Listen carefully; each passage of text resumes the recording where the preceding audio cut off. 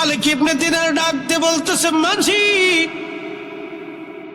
তোমার কতগুলি টাকা লাগবে বলো। আমার আল্লাহ আমার জন্য নৌকার ভাড়া পাঠাই দিচ্ছে, প্রত্যেক মাসের মুখে একটা করে স্বর্ণ মুদ্রা। মাঝির আর বোঝার বাকি নেই। মাঝি ডাক দেখায়েন, হুজুর চিনতে পারি নাই, আপনারে ভুল হয়ে গেছে। আপনি যমুনার মজ্জু বলি, আপনি যমুনার মজ্জু বলি বুঝতে পারি নাই, ক্ষমা করে দেন, পয়সা লাগবে না, বিনা পয়সায় আমি আজকে নদী পার করে দিব। সুবহানাল্লাহ।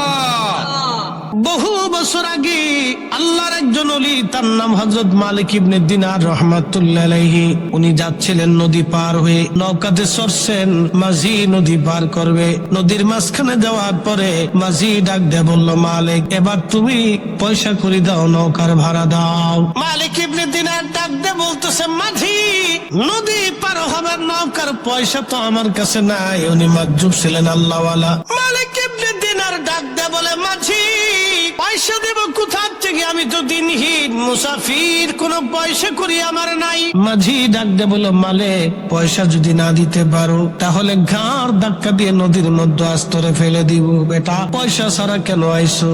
মাঝি ডাক দিয়ে বলতেছে, মালিক পয়সা যদি না দিতে পারো ঘাড় ধাক্কা দিয়ে তোর আজকে পানির মধ্যে ফেলে দেব। বেটা পয়সা ছাড়া কেন নৌকায় উঠছিস?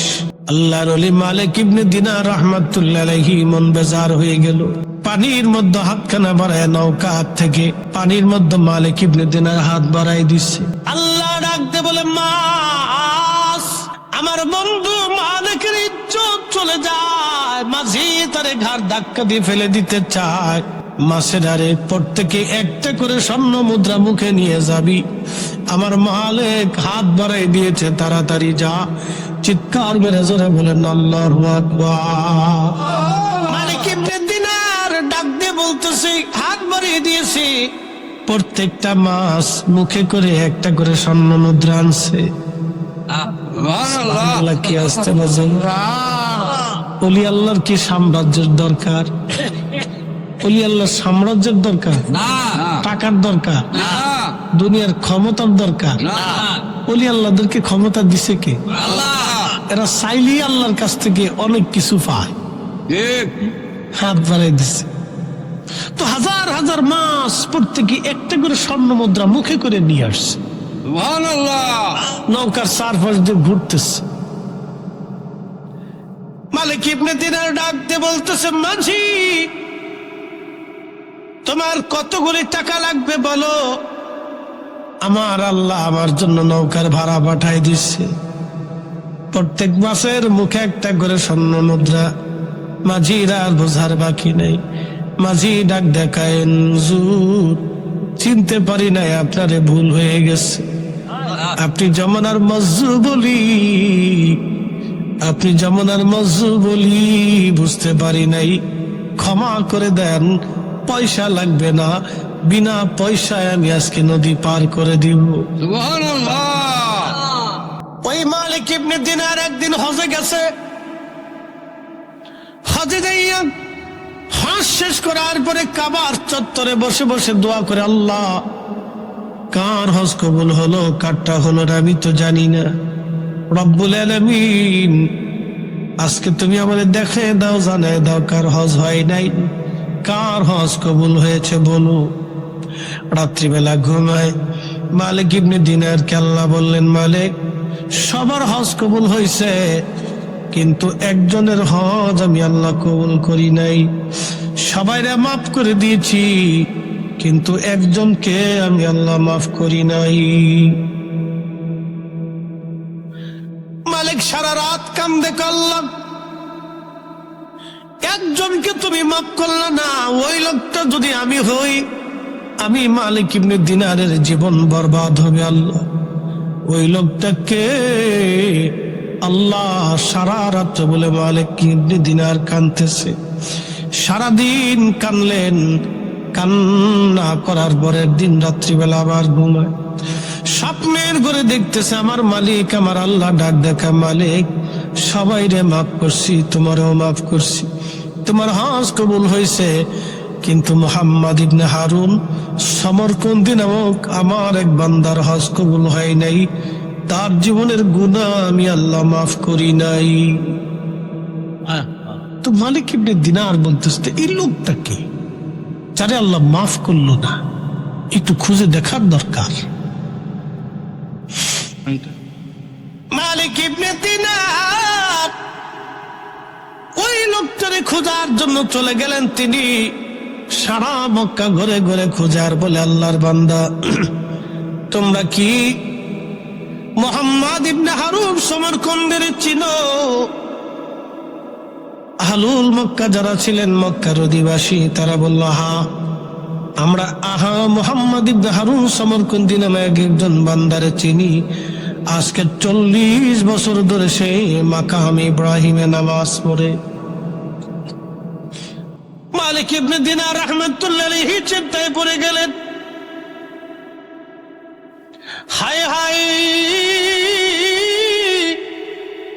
40 বছর ধরে একজন ব্যক্তি মাকাম ইব্রাহিমে নামাজ পড়ে, তার দোয়া কবুল হলো না, তার জীবনের গুনাহ মাফ হলো না, তার হজ কবুল হলো না। এই লোকটা কি, অপরাধ কি? লোকেরা বলল, শুধু কি তাই, 40 বছর ধরে সে একটানা রোজা রাখে, আল্লাহর নিষিদ্ধ টাইম ব্যতীত সে রোজা ভাঙ্গে না, সারাদিন নামাজ পড়ে, সারা রাত্র ইবাদত করে। মালিক ইবনে দিনার আরো চিন্তায় পড়ে, কয় কি 40টা বছর একটানা কেউ যদি রোজা রাখে এবং মাকাম ইব্রাহিমে নামাজ পড়ে, এই লোকটা তো পৃথিবীর সবচেয়ে বড় ওলি হয়ে যাওয়ার কথা। হযরত মালিক ইবনে দিনার আশ্চর্য, দেখি লোকটাকে। মালিক ইবনে দিনার রাহমাতুল্লাহ আলাইহি বলেন, আমি ধীরে ধীরে গেলাম, মক্কার বিরান ভূমিতে যায় দেখলাম ঠিকই গাছের নিচে একজন আল্লাহর বান্দা দাঁড়াইয়া দাঁড়াইয়া নামাজ পড়ে। মালিক ইবনে দিনার ওই গাছের নিচে গিয়ে সালাম দিলেন। আল্লাহর বান্দা তখন নামাজে দাঁড়ানো, নামাজ শেষ করার পরে সালামের জবাব দিয়ে বললেন, কে আপনি? বলে, আমার নাম মুহাম্মদ মালিক ইবনে দিনার আল ইরাকি। বলে, আপনি ইরাকের সে জাহিদ, সে আবিদ, ইরাকের আপনার নাম শুনেছি, আপনি অনেক বড় আল্লাহর বুজুর্গ। মালিক ইবনে দিনার বললেন, আল্লাহর বান্দা, আমি তো জাহিদ হতে পারি নাই। জাহিদ মানে দুনিয়া বিরাগী, যারা মুজাহাদা করে, মুজাহাদা বুঝছেননি? দুনিয়ার সম্পদের প্রতি যাদের লোভ নাই তাদেরকে জাহিদ বলা হয়, আর যারা দুনিয়ার সম্পদের প্রতি অধিক লোভ থাকে তাদেরকে জাহিদ বলা যায় না। তো বলতেছে, হুজুর কি জন্য আপনি আমার কাছে আসছেন, দয়া করে বলবেন কি? বলে, আপনার নাম কি? মুহাম্মদ ইবনে হারুন সমরকন্দি, বাড়ি আপনার সমরকন্দ, উজবেকিস্তানের সমরকন্দ। আফগানিস্তানের পাশের দেশের নাম Uzbekistan, Uzbekistan, Tajikistan, Turkmenistan, Azerbaijan, Kyrgyzstan, এই অঞ্চলে এলাকা। তুর্কিস্তান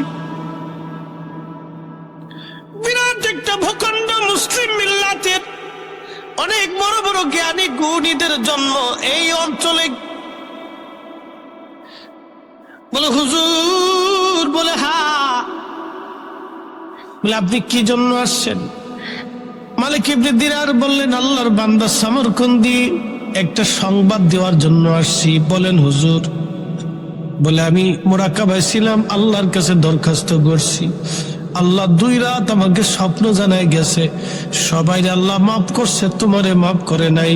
সবার হজ কবুল হয়েছে, কিন্তু তোমার হজ কবুল হয় নাই। লোকটার চোখের পানি সেরে সেরে কেঁদে বলে, হুজুর শুধু আপনি না, আজকে 40 বছর ধরে 40 জন আল্লাহর ওলি হজ শেষ হয়ে যাওয়ার পরে আমার এই সংবাদ দিয়ে যায়, সবার মাফ হয়েছে, আমার মাফ হয় নাই। সবার হজ কবুল হয়েছে, আমার হজ কবুল হয় নাই। মালিক ইবনে দিনার চোখের পানি ছেড়ে দিয়ে বলল, আল্লাহর বান্দারে, 40টা বছর ধরে শুনছি তুমি মাকাম ইব্রাহিমের সারা রাত্র নামাজ পড়ো, সারা রাত্রি ইবাদত করো। বলে 40 বছর ধরে আমি রোজা রাখি, 40 মাফ করা হলো না।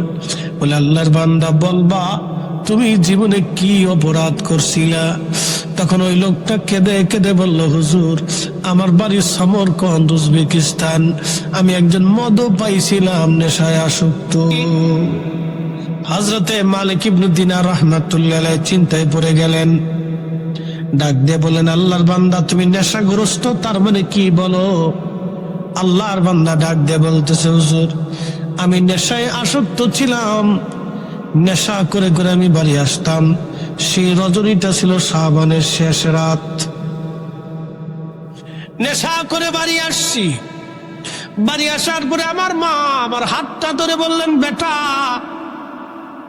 রমজান চলে আসতেছে, আজকে শাবানের শেষ রাত, কালকে থেকে রমজান আসবে। বাবারে কত মানুষ রমজানের জন্য প্রস্তুতি নেয়, আর তুই কিনা মদ পান করে নেশা করে আমার ঘরে আসিস। কত মানুষ মরে যায়, তুই কি মরতে পারিস না? মা আমাকে বকাবকি করতে লাগলো। হুজুর মা তখন বকাবকি করতে লাগলো, আমার মেজাজ খারাপ হয়ে গেল। ওই অবস্থায় আমি মাকে মারতে লাগলাম। হুজুর আমি মাকে বারবার আমি আঘাত করতে লাগলাম। মা আমাকে আরো বকাবকি করতে লাগলো। আমি রাগ করে মাকে জাপটে ধরে আমি মাকে নিয়ে আগুনের মধ্যে ফেলে দিলাম। হুজুর সেদিন নেশায় আসক্ত হয়ে আমি আমার জীবনকে ধ্বংস করেছি। আমার স্ত্রী আমাকে ধাক্কা দিয়ে দিয়ে ঘরের মধ্যে নিয়ে ঘরের দরজা তালা মেরে দিলেন। সারা রাত পার হয়ে গেল। সকালবেলা স্ত্রীকে ডাক দিলাম, আমার নেশার ঘোর কেটে গেল। বিবিকে বললাম, বিবি দরজা তালা মারা কেন, দরজা লাগানো কেন? আমার স্ত্রী আমাকে বলল, স্বামী আমার তোমার সঙ্গে আর আমি সংসার করব না, আমি চলে যাব। তুমি অনেক বড় সর্বনাশ করে ফেলছো, এমন ব্যক্তির সঙ্গে আর সংসার করা সম্ভব না। আমি বললাম, কি হয়েছে বলো? বললো, কালকে নেশে আসক্ত হয়ে তুমি আমার মাকে, তুমি তোমার মাকে আগুনের মধ্যে উনুনের মধ্যে ফেলে পুড়িয়ে মেরে ফেলে দিয়েছো। হুজুর বিশ্বাস করেন আমি পাগল পাড়া হয়ে গেলাম।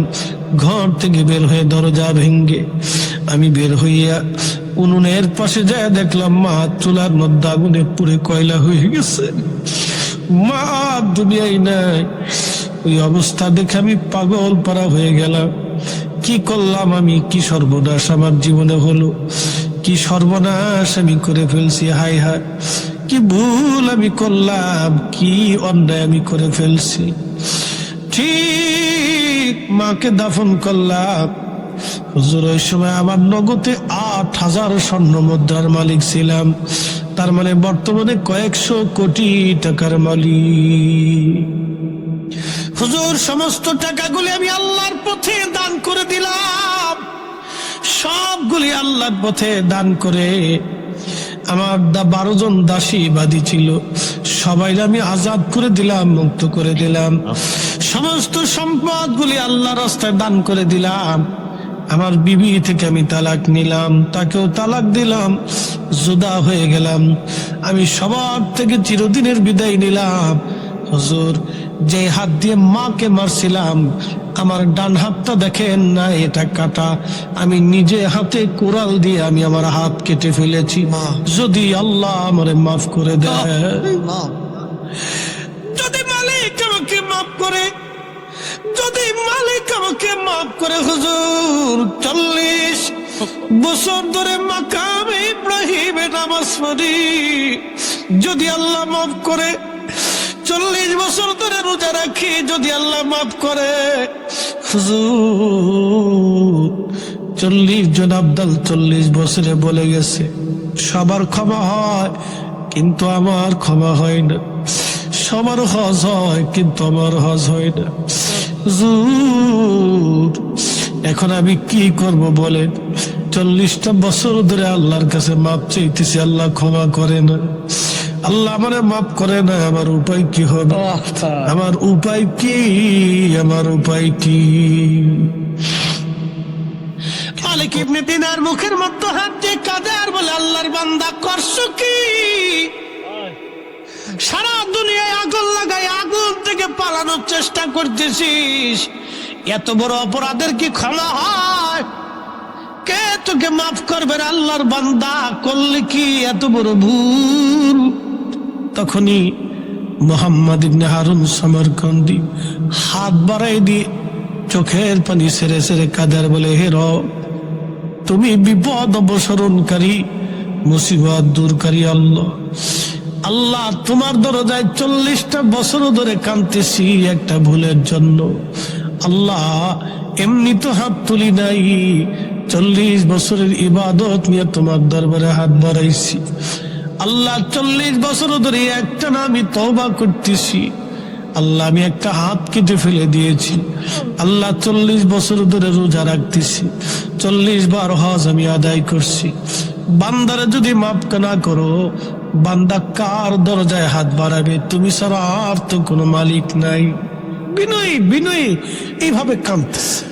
সমরকন্দি কাঁদে বলে, রব্বুল আলামিন, তোমার দরজা থেকে যদি তুমি ফিরাও, আমি কার দরজায় হাত বাড়াবো? আল্লাহ। মালিক ইবনে দিনার চলে গেলেন বাড়ি, খুদার হুজরাতে মুসাফির খানায়। রাত্রিবেলা ঘুমে স্বপ্নে আল্লাহ নবীজি তশরিফ আনছে। বলবেন আল্লাহু আকবার। আল্লাহর নবী সামনে এসে বলতেছে, মালিক, আল্লাহর রহমত থেকে বান্দাকে জুদা করতে তোমাকে কে হুকুম দিল? তাড়াতাড়ি যাও, মুহাম্মদ ইবনে হারুন সমরকন্দের যায় বলো, আল্লাহ তার জীবনের গুনাহ মাফ করে দিয়েছে। একসাথে জোরে বলেন আল্লাহু আকবার।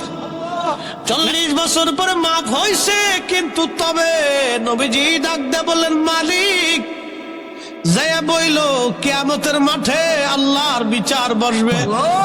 আল্লাহ নবী বললেন, মালিক ইবনে দিনার, কিয়ামতের ময়দানে আল্লাহর ইনসাফ, আল্লাহর বিচার চুল পরিমাণে ডান বাম হবে না। সেই দিন আল্লাহ পাক এইভাবে ফয়সালা করবে। সেই দিন মুহাম্মদ ইবনে হারুন সমরকন্দির মা তার বিরুদ্ধে মামলা করবে। মামলায় মুহাম্মদ ইবনে হারুন সমরকন্দি পরাজিত হবে, তার মায়ের পক্ষে রায় হবে, সন্তানের বিরুদ্ধে আল্লাহ পাক বিচার করবে। সেই দিন দুনিয়ার 3 দিনের সমান 72 ঘন্টা, দুনিয়ার 3 দিনের সমান 72 ঘন্টা মুহাম্মদ ইবনে হারুন সমরকন্দির জাহান্নামের আগুনে আল্লাহ পুরাইবে। জাহান্নামের আগুনে আল্লাহ পুরাবে, সার আল্লাহ দেবে না। 3 দিন জাহান্নামের আগুনে পুরাবে, তারপরে আল্লাহ সমরকন্দির মায়ের দুয়ার কারণে আল্লাহ তারে মাফ করবে। মা বলবে, আল্লাহ আমি তারে মাফ করে দিলাম। মা মাফ করার পরে তারপরে আল্লাহ তারে মাফ করবে। কিন্তু এতদিনে আমি মাফ করলাম, কিয়ামতের ময়দানে 3 দিন জাহান্নামের আগুনে তাকে পুড়তেই হবে, তাকে শাস্তি পেতেই হবে। 10টা মিনিট আগুনে পুড়ে দেখেন কেমন মজা লাগে। 10 মিনিট? 1 মিনিট কি? 1 মিনিটে শেষ না, 1 মিনিট শেষ। 72 ঘন্টা আগুনে শাস্তি দিবেই আল্লাহ। শোনেন, বাবা মার সাথে নাফরমানি, আল্লাহ শাস্তি পেতেই হবে। দুনিয়ার আগুন 70 গুণ তেজ। দুনিয়ার আগুন থেকে 70 গুণ তেজ।